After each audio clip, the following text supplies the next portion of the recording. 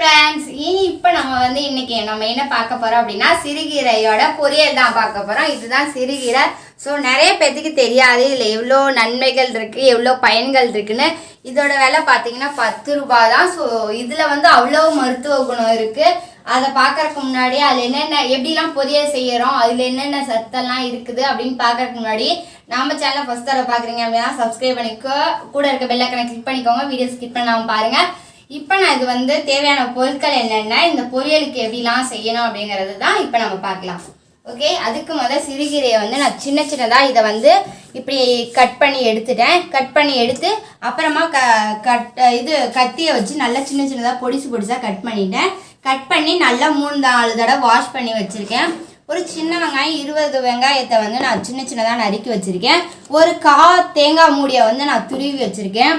ஒரு 50 கிராம் நடக்கல்லையை 1-2 அரைச்சி எடுத்துகிட்டு வந்திருக்கேன். ஸோ ரொம்ப பொடி பண்ணிடக்கூடாது, இந்த மாதிரி 1-2 தான் இருக்கணும். அதுக்கப்புறம் தேவையான அளவு எண்ணெய், அதுக்கப்புறம் கடுகு உளுந்து 1 ஸ்பூன், கடலைப்பருப்பு 1 ஸ்பூன், கருவேப்பிலை 1 கொத்து, வரமிளகா 3, அப்புறம் உப்பு 1 ஸ்பூன், பூண்டு பல் ஒரு 6-7 பூண்டு பல்லை நசுக்கி எடுத்துகிட்டு வந்திருக்கேன். இடிக்கல்ல போட்டு நசுச்சு எடுத்துகிட்டு வந்திருக்கேன். அதுக்கப்புறம் ஒரே ஒரு பிஞ்ச் அளவுக்கு மஞ்சத்தூள். இதுதான் இதுக்கு தேவையான பொருட்கள். இப்போ நம்ம பொரியல்லாம் செஞ்சிடலாம். அடுப்பை இப்போ ஆன் பண்ணிடலாம்.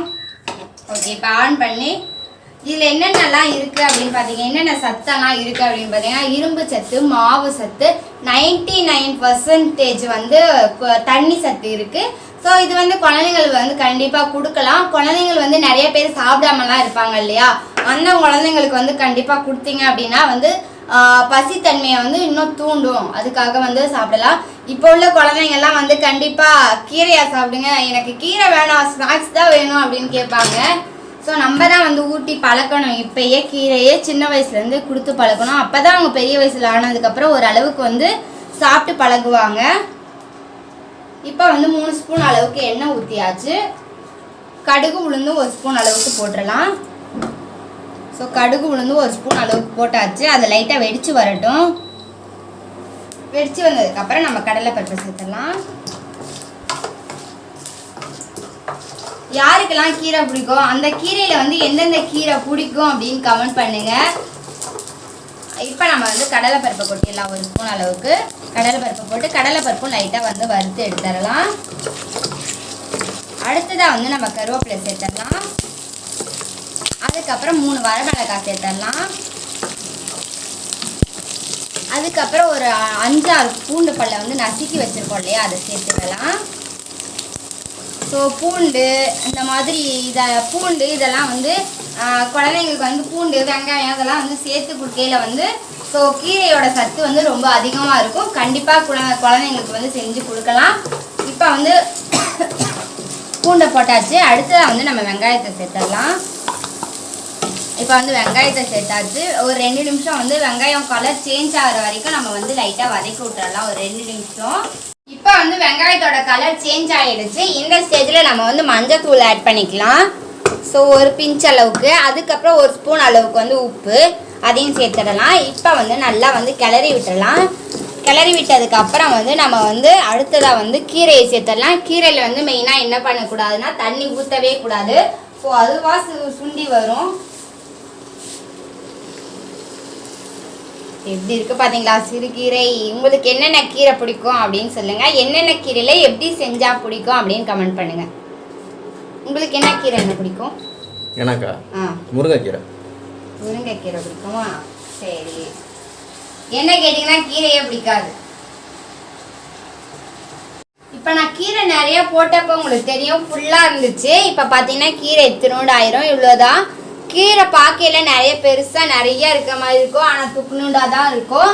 இப்போ நாம் அடுத்ததாக இந்த நடக்கல்ல பொடியை போட்டுடலாம். பொடினா அதில் 1-2 உடைச்சிக்கலாம். உடைச்சது தான் இப்போ போட்டுக்கிறேன். போட்டுட்டு நல்லா கிளறி விட்டுறலாம். நிலக்கடலை சொல்லு. நிலக்கடலை. என்னது? நிலக்கடலை சொல்லு. நிலக்கடலை.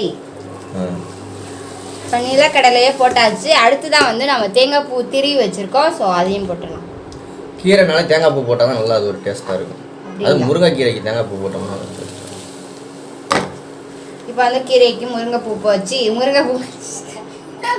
அவர் சொன்னனால முருங்கைக்கீரைனே வருது. இப்போ வந்து நம்ம சிறுகீரைக்கு வந்து தேங்காய் பூ போட்டாச்சு. அடுத்ததாக வந்து நம்ம ஒரு கிளறி விட்டலாம். ஸோ இப்போ வந்து சிறுகீரை பொரியல் ரெடி. இது எதுக்கெல்லாம் நல்லா இருக்கும் அப்படின்னா ரசம் வச்சா நல்லா இருக்கும், மாசா இருக்கும். ரசத்துக்கு தயிர் சாப்பாடுலாம் சூப்பராக இருக்கும். இப்போ வந்து இப்போ தேங்காய் பூ போட்டதுக்கப்புறம் 2 நிமிஷம் மட்டும் கிளறி விட்டுடலாம். கிளறினதுக்கப்புறம் நம்ம வந்து அவ்வளோதான், தேங்காய் பூ சிறுகீரை பொரியல் ரெடி ஆயிடுச்சு. சிறுகீரை பொரியல் ரெடி. இப்போ வந்து டேஸ்ட் பார்க்கலாம்.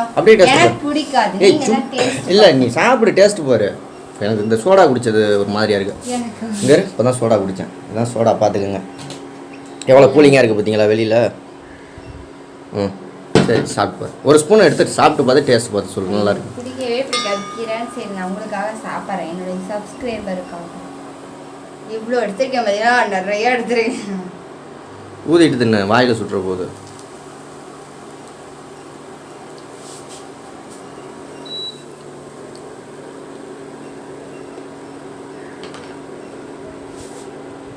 எப்படி இருக்கு? நல்லா இருக்கு, செம்ம டேஸ்ட்டாக இருக்கு. நீங்களும் கண்டிப்பாக செஞ்சு பாருங்க. நான் கீரையே சாப்பிட்ருக்கேன் அப்படின்னா இப்போதான் உங்களுக்காக ஒரே ஒரு ஸ்பூன் சாப்பிட்ருக்கேன், அவ்வளோதான். எப்படி இருக்கு பார்த்தீங்களா? சூப்பராக இருக்கு. ஓகே, உன் டைலாக் சொல்லிடு. ஓகே, இந்த வீடியோ பிடிச்சிருந்தா எப்படி செஞ்சா மறுபடியும் செய்ய. ஓகே, இந்த வீடியோ பிடிச்சிருந்தா லைக் பண்ணுங்க, ஷேர் பண்ணுங்க, கமெண்ட் பண்ணுங்க, மறக்காம நம்ம சேனலை சப்ஸ்கிரைப் பண்ணிக்கோங்க. ஓகே பாபா, வாழ்க்கை தமிழ். நெக்ஸ்ட் வீடியோவில் பார்க்கலாம்.